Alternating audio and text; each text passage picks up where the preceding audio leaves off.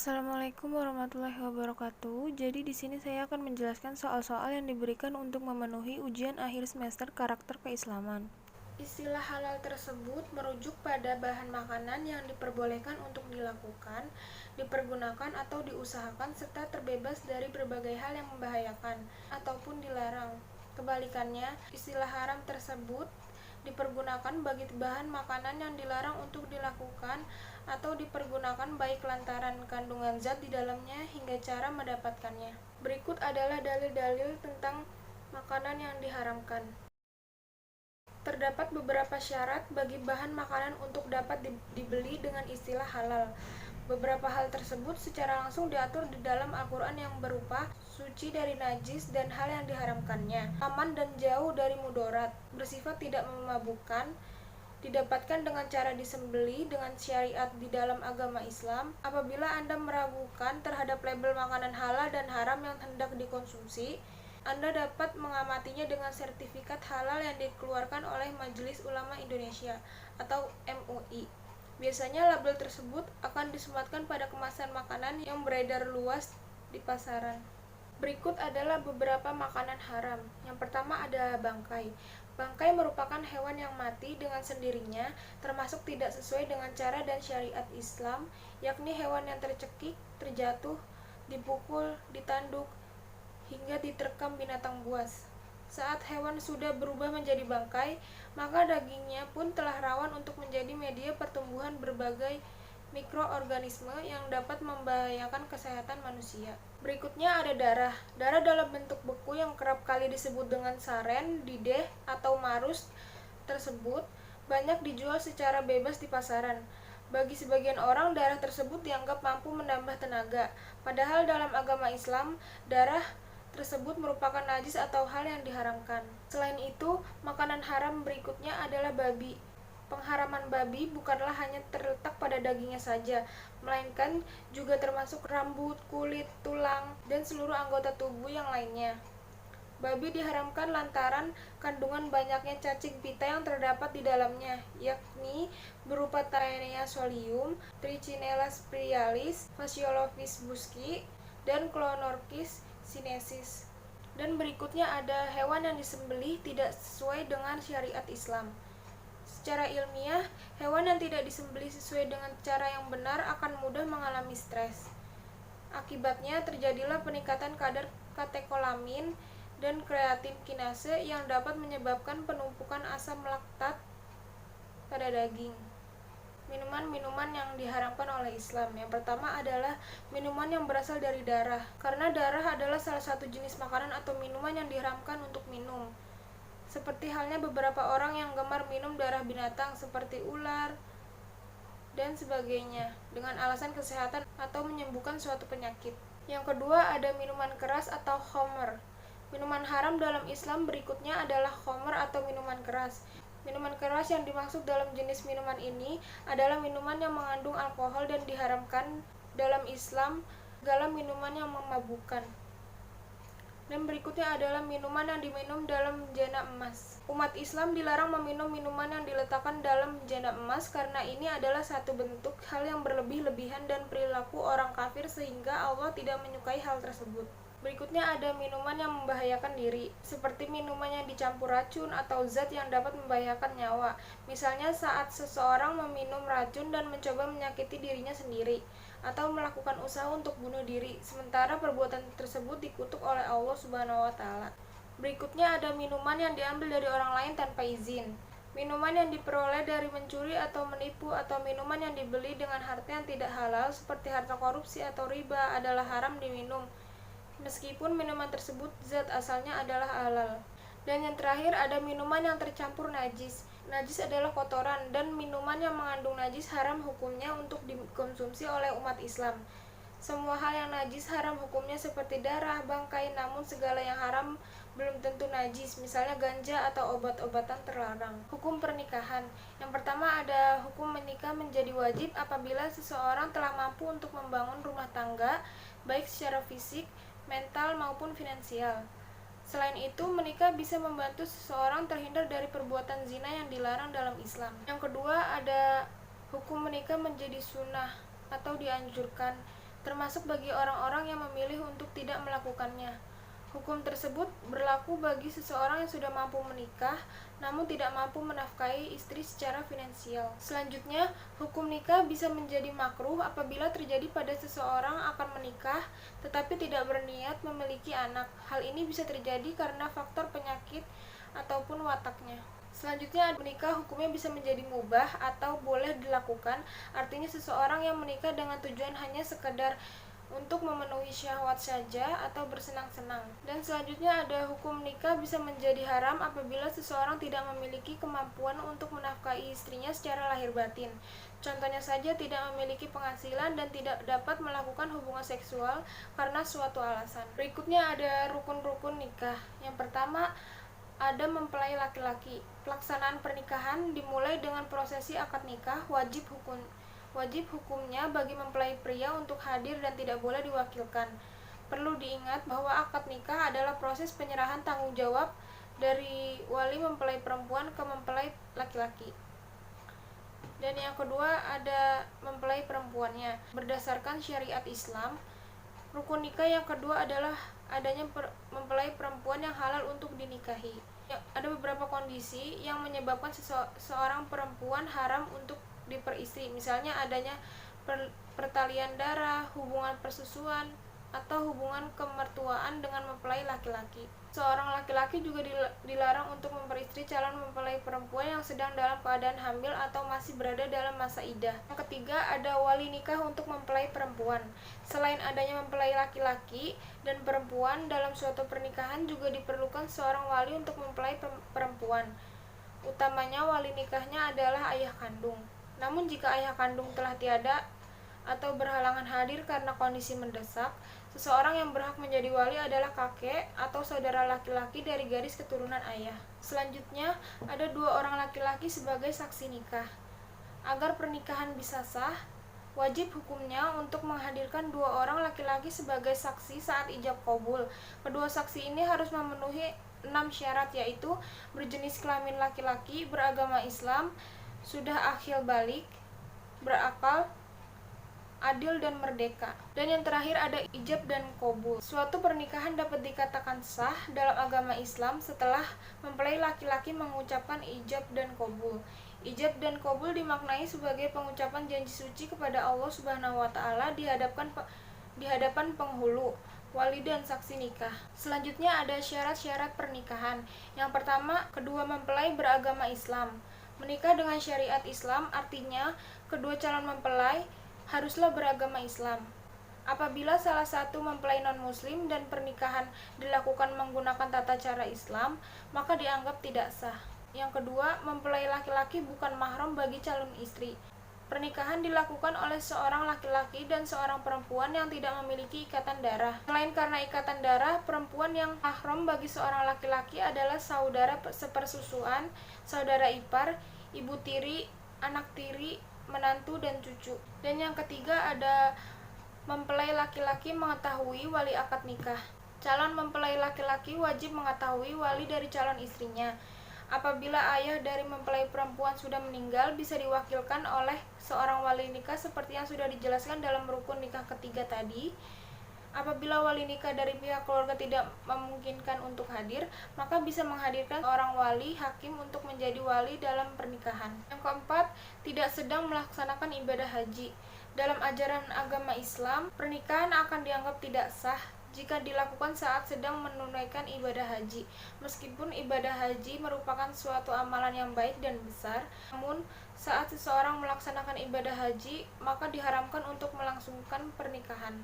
Dan yang terakhir tidak ada unsur paksaan. Pernikahan yang dilakukan tidak boleh ada unsur paksaan baik dari pihak mempelai laki-laki maupun perempuan. Oleh karenanya, pernikahan harus didasarkan karena perasaan cinta, keinginan dan keikhlasan kedua mempelai untuk memulai hidup bersama.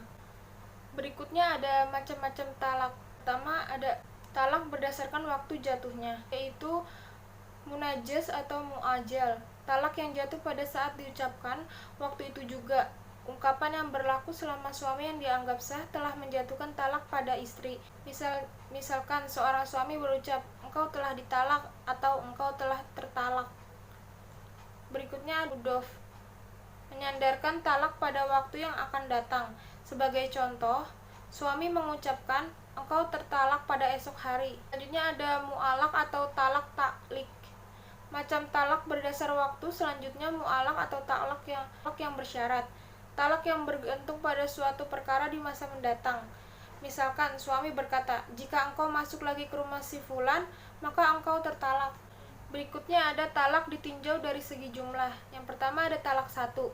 Talak satu ialah talak yang pertama kali diucapkan oleh suami pada istrinya dan hanya dengan satu kata talak. Dan ada talak dua. Talak dua merupakan talak yang dijatuhkan oleh suami kepada istrinya yang kedua kali atau untuk yang pertama kalinya, tetapi dengan dua talak sekaligus. Misalkan, aku talak kamu dengan talak dua. Selanjutnya ada talak tiga. Talak tiga adalah talak yang disampaikan oleh suami kepada istrinya untuk yang ketiga kalinya. Bisa pula pertama kali diucapkan tapi langsung talak tiga. Contohnya suami berujar, aku talak kamu dengan talak tiga. Berikutnya ada talak berdasarkan segi tegas atau tidaknya. Yang pertama ada talak sarih. Talak sarih ialah talak yang diucapkan dengan kata-kata yang jelas maknanya untuk menceraikan. Misal, saya ceraikan kamu atau kamu telah haram bagiku. Talak dengan ketegasan jenis ini berarti pasangan tersebut sudah sah bercerai menurut Islam. Dan yang kedua ada talak kinaya. Sedangkan talak kinaya diucapkan dengan kata-kata yang belum jelas maknanya. Contohnya seperti, aku tidak bisa hidup denganmu lagi. Guna menetapkan hubungan sudah sah berpisah atau belum, harus dikembalikan lagi pada niat dan tujuan suami. Apabila memang berniat untuk menceraikan, maka pasangan ini telah sah bercerai. Namun bila suami tidak berniat untuk menceraikan, maka mereka masih sah sebagai pasangan. Adalah talak ditinjau dari segi boleh atau tidaknya rujuk. Yang pertama ada talak roj'i. Talak roj'i merupakan talak yang boleh untuk rujuk lagi saat istri sedang dalam masa iddah. Namun apabila istri sudah di luar masa iddah, rujuk hanya boleh dilakukan dengan akad nikah yang baru. Selanjutnya ada talak bain. Talak bain terbagi jadi dua, yakni talak bain sugro dan talak bain kubro. Talak bain sugro ialah talak yang hilangnya kepemilikan mantan suami terhadap mantan istri, tapi diperbolehkan mantan suami untuk rujuk dengan melakukan akad nikah ulang. Sedangkan talak bain kubro adalah talak tiga. Mantan suami tidak boleh rujuk kembali, terkecuali jika mantan istrinya pernah menikah dengan laki-laki lain serta sudah digauli lalu diceraikan oleh suami yang kedua. Baru suami pertama boleh meminta rujuk lagi. Berikutnya adalah talak berdasarkan segi langsung atau tidaknya menjatuhkan. Yang pertama ada talak mu'alak. Talak mu'alak merupakan talak yang dikaitkan dengan syarat tertentu. Talak ini jatuh apabila syarat yang disebutkan suami terwujud. Misalkan suami mengatakan, kau tertalak apabila meninggalkan sholat. Apabila istri benar-benar tidak sholat, jatuhlah talak. Dan berikutnya ada talak ghairi mu'alak. Sebaliknya, talak ghairi mu'alak tidak dikaitkan dengan suatu syarat tertentu. Semisal suami mengatakan, sekarang juga engkau aku talak. Berikutnya adalah talak ditinjau dari segi keadaan istri.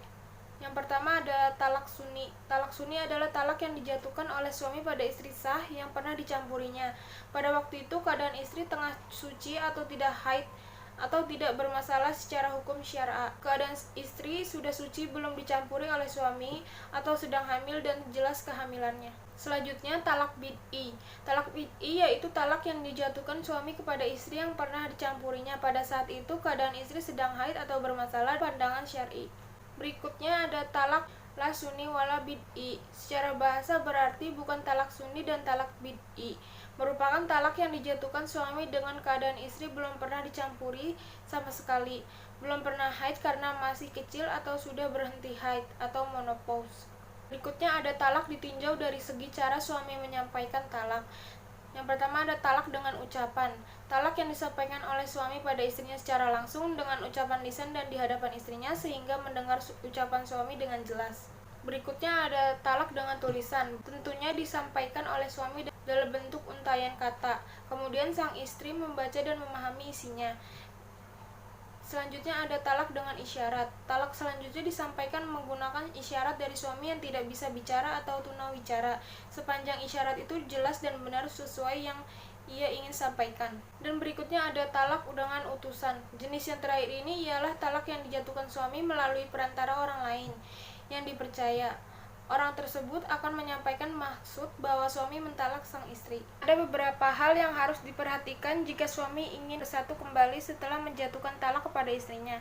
Menurut pengadilan agama, terkait dengan perceraian dan rujuk ada pasal yang menentukan itu. Pasal 129 KHI berbunyi, seorang suami yang akan menjatuhkan talak kepada istrinya mengajukan permohonan baik lisan maupun tertulis kepada pengadilan agama yang mewilayahi tempat tinggal istri disertai dengan alasan serta meminta agar diadakan sidang untuk keperluan itu.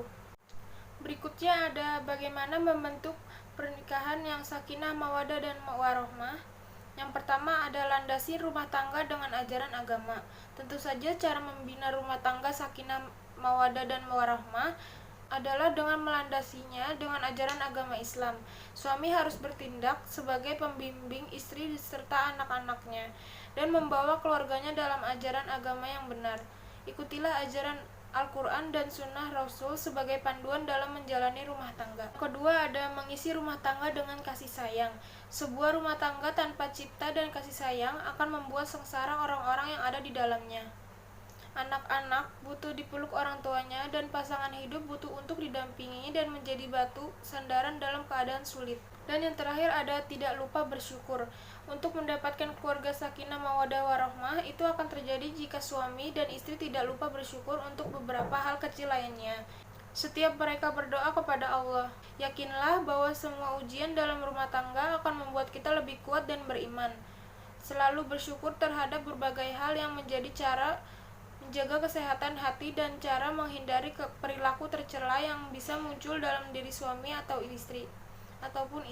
Berikutnya ada bagaimana menyikapi pernikahan tanpa restu orang tua. Yang pertama, bicarakan dengan orang tua. Bicarakan dengan teman-teman Anda mengapa mereka tidak menyukai pasangan Anda. Mungkin ternyata mereka tidak memiliki cukup peluang untuk benar-benar mengenalnya.